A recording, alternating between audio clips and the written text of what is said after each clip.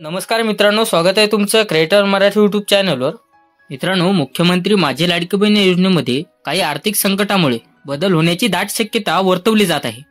शासनाच्या वैयक्तिक लाभाच्या एकाच योजनेचा लाभ प्रत्येकास घेता येतो, तरी पण केंद्र राज्य सरकारच्या शेतकरी सन्मान निधी योजनेसह अन्य काही योजनांचा लाभ घेणाऱ्या अनेक महिला मुख्यमंत्री माझी लाडकी बहीण योजनेचाही लाभ घेत आहेत। केंद्र सरकारच्या प्रधानमंत्री किसान सन्मान निधी योजनेतून 6,000 रुपये आणि राज्य शासनाच्या नमो शेतकरी सन्मान निधीतून 6,000 रुपये असे एकूण 12,000 रुपये दरवर्षी शेतकरी लाभार्थ्यास मिळतात।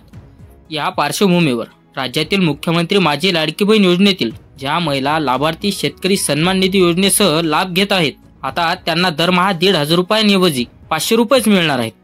महाराष्ट्र शासनाकडून लाडक्या बहिणींसाठी ही महत्त्वाची अपडेट आलेली आहे। ऐन विधानसभा निवडणुकीवेळी मुख्यमंत्री एकनाथ शिंदे यांच्या नेतृत्वाखाली तत्कालीन राज्य सरकारने मुख्यमंत्री माझी लाडकी बहीण योजना आणली आणि कागदपत्राची शिथिलता दिल्याने राज्यभरातून तब्बल 2.5 कोटी महिलांनी अर्ज केले।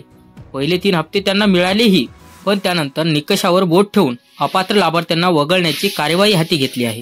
शासनाच्या वैयक्तिक लाभाच्या एकाच योजनेचा प्रत्येकास लाभ घेता येतो, तरी पण केंद्र राज्य सरकारच्या शेतकरी सन्मान निधी योजनेसह अन्य काही योजनांचा लाभ घेणाऱ्या अनेक महिला मुख्यमंत्री माझी लाडकी बहीण योजनेचे लाभार्थी आहेत।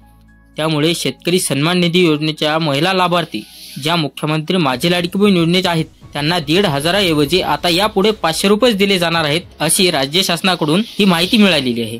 मित्रांनो, मुख्यमंत्री माझी लाडकी बहीण योजनेमध्ये काही महिलांनी नियमाचे उल्लंघन करूनही फॉर्म भरले होते।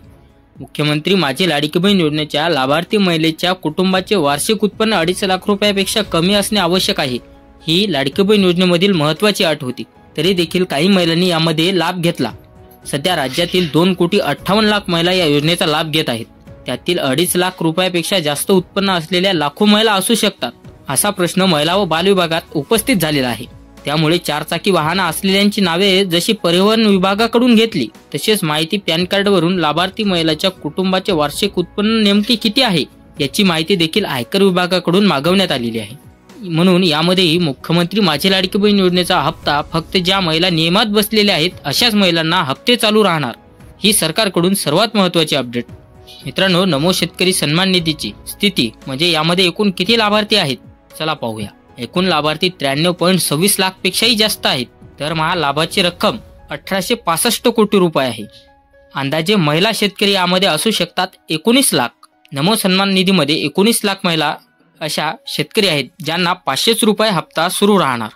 मित्रांनो, ज्या महिला PM किसान आणि नमो सन्मानचा हप्ता घेतात अशा महिलांना 500 रुपये मिळणार आणि ज्या महिला मुख्यमंत्री माझी लाडकी बहीण या योजनेसाठी पात्र झालेल्या आहेत अशा महिलांना 1,500 रुपये मिळणार। तर ज्या महिला नमो आणि PMचा हप्ता घेतात अशाच महिलांना 500 रुपये मिळणार। बाकीच्या महिलांना 1,500 रुपये नियमितपणे सुरू राहणार, असं शासनाकडून वर्तवण्यात आलेलं आहे। मित्रांनो, माहिती कशी वाटली कमेंट बॉक्समध्ये नक्की सांगा आणि आपल्या चॅनलवरती नवीन आला असाल तर चॅनलला सबस्क्राईब नक्की करा।